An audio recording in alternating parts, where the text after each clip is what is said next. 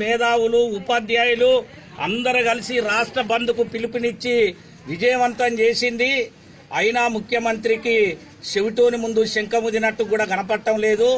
చివరికి మన హైకోర్టే మన ధర్మశాసనం ఆర్టీసీ జేఏసీతో చర్చలు జరిపి వాళ్ళ న్యాయమైన డిమాండ్లు పరిష్కరించాలని చెప్పినటువంటి పరిస్థితి ఉంది.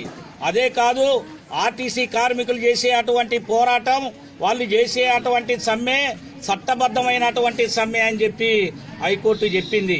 అదేవిధంగా రాష్ట్ర గవర్నర్ గారు మరి ముఖ్యమంత్రికి, రవాణా శాఖ మంత్రికి ఉత్తరాలు రాసి ఆర్టీసీ కార్మికుల సమస్యల్ని పరిష్కరించమని చెప్పింది. దీనికి తోడు జాతీయ బీసీ కమిషన్ వాళ్ళు ప్రభుత్వానికి నోటీస్ ఇచ్చి ఆర్టీసీ కార్మికుల డిమాండ్లు పరిష్కరించమని చెప్పిండ్రు. వీళ్లకు తోడు అన్ని రాజకీయ పార్టీలు, టీఎన్జీఓస్, ఎన్జీఓస్, సకల జనులు కలిసి ఆర్టీసీ కార్మికుల సమస్యలు పరిష్కరించమని చెప్పినా ఈ రాష్ట్ర ముఖ్యమంత్రికి ఏమాత్రం అర్థం కావటం లేదు. అందుకని మేము డిమాండ్ చేస్తా ఉన్నాం. ఈ రోజు ముఖ్యమంత్రి గారు అనుసరించినటువంటి తీరు, రవాణా శాఖ మంత్రి అనుసరించినటువంటి తీరు వల్ల ఆర్టీసీ కార్మికులు చనిపోయినటువంటి పరిస్థితి ఉంది. కుమరన్న అనే ఆర్టీసీ కార్మికుడు చనిపోయిండు, జలీల్ భాయ్ అనే ఆర్టీసీ కార్మికుడు చనిపోయిండు, ఆ కండక్టర్ భర్త రఘు అనే అటువంటి ఆయనే చనిపోయినటువంటి పరిస్థితి ఉంది. అదేవిధంగా సురేందర్ గౌడ్ అనే అటువంటి ఆర్టీసీ కండక్టర్ చనిపోయిండు. దీనికి తోడు శ్రీనివాసరెడ్డి అనే అటువంటి ఆర్టీసీ డ్రైవర్ పెట్రోల్ మీద పోసుకొని ఆ మంటలలో గాలిపోయినటువంటి పరిస్థితి ఉంది. ఆర్టీసీ కార్మికుల మరణాలన్నీ ఇలా ప్రభుత్వ హత్యలే. అందుకని ముఖ్యమంత్రి మీద, రవాణా శాఖ మంత్రి పువ్వాడ అజయ్ కుమార్ మీద 302 సెక్షన్ ప్రకారంగా హత్యానేరం కేసు పెట్టాలని చెప్పి మేము తెలియజేస్తా ఉన్నాం. ఇలా ముఖ్యమంత్రి ఆర్టీసీ కార్మికుల మీద దుష్ప్రచారం చేస్తా ఉండు. ఈ పద్ధతి మానుకోవాలని కోరుతా ఉన్నాం. ఆర్టీసీ కార్మికులకు 50,000 రూపాయల జీతం అని ముఖ్యమంత్రి దుష్ప్రచారం చేస్తాడు. ఇలా కండక్టర్కు 12,000 బేసిక్, డ్రైవర్కు 13,000 బేసిక్, మరి 50,000 గనక ముఖ్యమంత్రి జీతం వచ్చినట్టుగా పే షీట్ చూపెడితే ఆర్టీసీ కార్మికులంతా డ్యూటీ చేయడానికి సిద్ధంగా ఉన్నారు. ఇది కాక ముఖ్యమంత్రి గారు చేసే అటువంటి మాట ఆర్టీసీ కార్మికులు చేయబట్టి ఆర్టీసీ కార్పొరేషన్ కు నష్టం వచ్చిందని చెప్తా ఉన్నాడు. ఇలా ఆర్టీసీ కార్మికులు కాదు, ఆర్టీసీ సంస్థ నష్టం రావడానికి తెలంగాణ ఆంధ్ర విడిపోయినప్పుడు మన కార్పొరేషన్ అప్పు 240 కోట్లు మాత్రమే. ఇలా 2019లో ఉన్నాం. ఈ 2019లో తెలంగాణ రాష్ట్రంలో కార్పొరేషన్ అప్పు 3,200 కోట్లకు పెరిగినటువంటి పరిస్థితి ఉంది.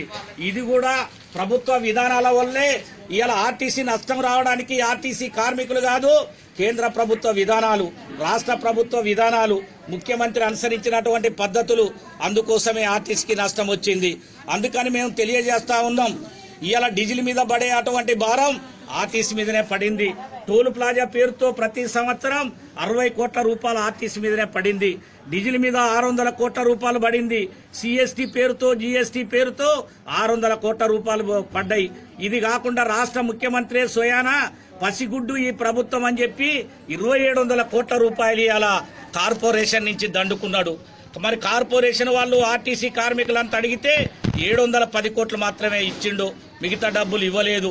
ఇలా ఆర్టీసీకి నష్టం రావడానికి ప్రభుత్వ విధానాలు తప్ప, కేసీఆర్ తప్ప ఇంకొకరు కాదు, ఆర్టీసీ కార్మికులు కాదు. ఇలా ఆర్టీసీలో 50,000 కోట్ల రూపాయల ఆస్తులున్నాయి.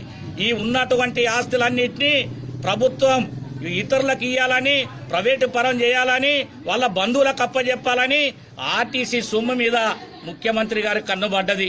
అదేవిధంగా ఇవాళ ఆర్టీసీకి వచ్చినటువంటి 40 పెట్రోల్ బంకులు ఏవైతున్నాయో ఇలా వచ్చినటువంటి బంకులన్నీ ఆర్టీసీ సంస్థలోనే మెగా కృష్ణారెడ్డికి ముఖ్యమంత్రి గారు ఇచ్చినటువంటి పరిస్థితి ఉంది. అందుకని మేము విజ్ఞప్తి చేస్తా ఉన్నాం, ఆర్టీసీ కార్మికులై కొండమ్మ కోరికలు కాదు, ఆర్టీసీని ప్రభుత్వంలో విలీనం చేయి, కండక్టర్కు, డ్రైవర్కు ఉద్యోగ భద్రత కల్పించు, డీజిల్ మీద పడే అటువంటి భారాన్ని తగ్గించు.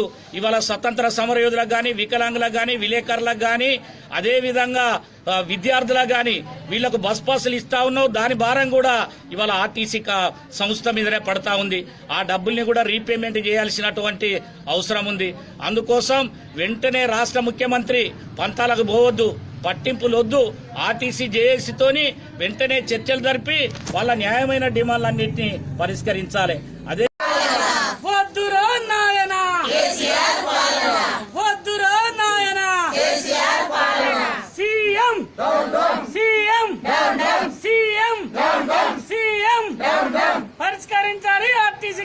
సమస్యలు పరిష్కరించాలి. ఆర్టీసీ కార్మికుల సమస్యలు పరిష్కరించాలి. ఆర్టీసీ కార్మికుల సమస్యలు పరిష్కరించాలి. ఆర్టీసీ కార్మికుల సమస్యలు.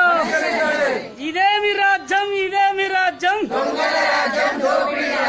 ఇదేమి రాజ్యం, ఇదేమి రాజ్యం. వద్దురా నాయనా, వద్దురా నాయనా. ఆర్టీసీ ప్రభుత్వం వెంటనే ఆర్టీసీ ప్రభుత్వం వెంటనే ఆర్టీసీ ప్రభుత్వం వెంటనే ఆర్టీసీ ప్రభుత్వం వెంటనే వేతన సవరణ వేతన సవరణ ఆర్టీసీ వేతన సవరణ వేతన సవరణ ఆర్టీసీకి రావాల్సిన డబ్బులన్నీ ప్రభుత్వం వెంటనే ఆర్టీసీకి రావాల్సిన బకాయిలన్నీ వెంటనే ప్రభుత్వం వెంటనే సీఎం వైఖరి, సీఎం వైఖరి. వద్దురా